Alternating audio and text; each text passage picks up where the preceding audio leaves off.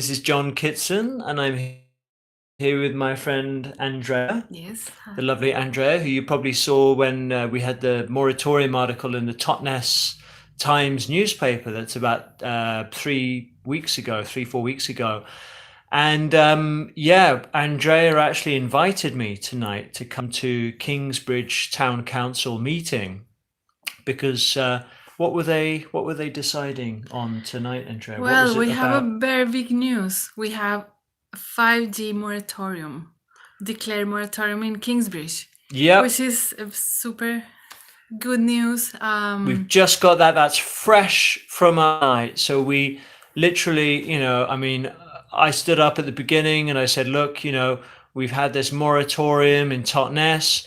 It's been in the Daily Mail. This is absolutely massive. Glastonbury, Frome, they've invoked the precautionary principle. Brussels, Rome, banning 5G. I've just heard also that Italy, as a country, are possibly looking to ban 5G as a country. This is massive, but I'll have more on this soon. But anyway, we went there and I said, look, at the very least, we want you to invoke the precautionary principle or even have a moratorium. And they're saying, okay, there's no legal standing on it. And yeah, sure, we're aware of that. But the thing is, the precautionary principle and the moratorium really has a standing in a lot of countries, and it really stands for something and affects change in legislation. So if we have all the councils in the UK declaring a moratorium or demanding that the precautionary principle is invoked, then I don't see us getting 5G rolled out in the UK. And I'm really thinking that, and Andrea went around with a meter with around the councillors. So yeah, I mean, they were deciding yes, what to, yes, I mean, we have a kind of a formula that we can show everybody how we did it. So maybe we can copy it and try to do something similar. And I think the main thing to do is just be yourself and just talk from your heart and say, look, this is not right. This is we need to fight for something that is not good for our health, our animals, our environment. So it's just and don't be afraid. Just go and talk about this, because is we have to. We must. yeah. And another thing, a lot of the councillors didn't know what 5G was. Like one of the councillors was saying, "Oh, I've got this router, this Wi-Fi router. It's got 5 gigahertz on it, so that's 5G." And he just didn't have a clue. I said, no, 5G is fifth generation, so it's a lot more. It's more of this 4G, 3G, it's antennas everywhere, antennas on street lamps, it's electric cars. So earlier on in the council meeting, they were talking about this climate emergency. We're going to get the climate emergency passed through so we can get all these electric charging points, electric car charging points installed in Kingsbridge, and the more the better, right? And I just said, before the end of the meeting, I said, electric cars, it's all part of 5G. This is absolutely disastrous for health, right? Because of the microwave radiation coming off. Creates Go on, tremendous Sue. dirty Here's Sue. electricity. What's that, Sue? It creates tremendous dirty electricity in your rooms, which it can go 6 foot into your room. The wires can't contain the sort of electrical charges and chaos it puts on the Dirty electricity as well. dirty electricity. Look it up on the internet. What else gives off dirty electricity, Sue? Solar panels, they made me ill. I know 5 people have been ill with solar panels because the electricity, the conversion is so chaotic. Right. That it just comes into the room. Oh, we're live again. Okay, so we got cut off there. Thanks, Sue. So you probably remember Sue from you were there, Sue, weren't you, when we challenged Sarah Williston on her lack of trying to stop 5G there. Was she? I tried to show her the Blumenthal clip, and she said, "Oh no, don't have any time for that," And now she's running, as Lib Dem, so she's changed her political party.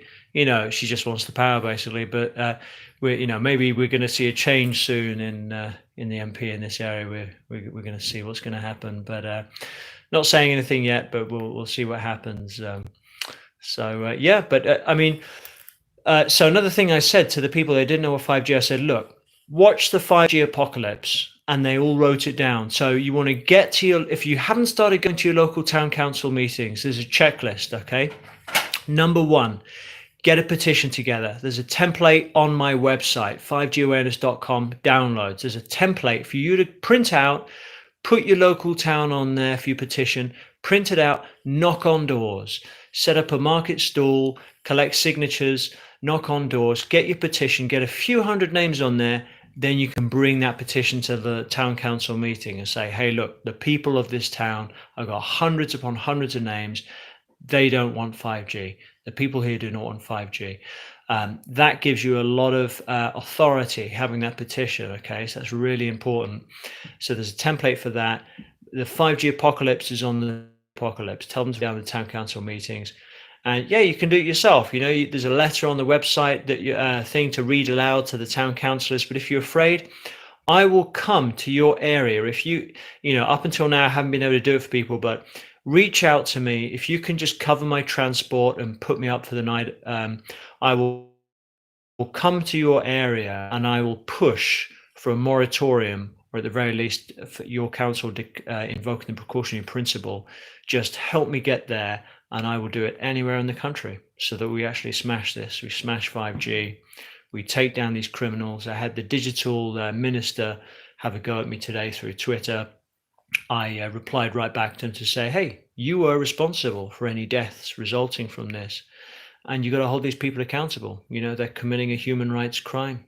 They really are. And they got to be dealt with like, so yeah. Any other words to add, Andrea? Well, probably we suggest just to support John, in making some donations to his cause, because that will help everybody. I mean, not just. Thank you. Yeah, that really helps. Even if it's like a few quid a month, like a small monthly donation, if you can't afford, whatever you can afford, if it's £1, £5, really, really helps just to keep me going, because I'm not working, and it's not a big money maker being an activist. But what I'm doing, I mean, getting in the Daily Mail, that was a big one. That's 11 million people reading that. So that's probably the biggest impact I've had now. And it looks like they're going to do a piece. I got called by a journalist today. They're going to do a feature page, double page spread, but the guy, he's asking me lots of questions. Hopefully it'll be fine. Looking forward to seeing what he's going to put. So we're just going to wait and see if it's going to be objective article, but I'm really hoping it will be. Fingers crossed on that one. I'm hoping that the industry haven't called up the paper and said, hey, you better do a hit piece on this guy, but hopefully they won't. But anything you want to add, Sue? If you want to come in briefly, you're okay? No, support John. Please support him. No fear, we're going to stop 5G. We've got to stay hopeful, live from the heart, do what's right. Do what's right for the country and for your local community. Okay.